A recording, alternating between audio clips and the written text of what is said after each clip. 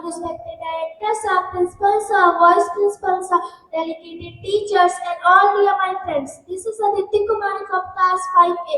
I am from Ajad House. Today I am here to deliver a short speech on how to birds migrate from continent. So let us start. But first of all, I thank you to my class teacher, Rupali Mitra ma'am, to give this golden opportunity to say in front of you.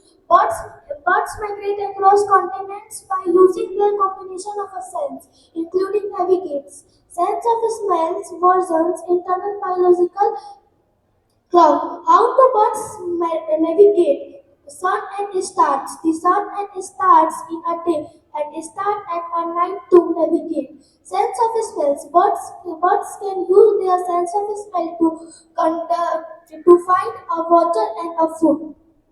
Internal biological clock. Birds can use their conduct to change in a light and a air temperature whereas a season shift. A factor that trivial migration change in a day length and a air temperature change in food supplies. Thank you. Have a nice day.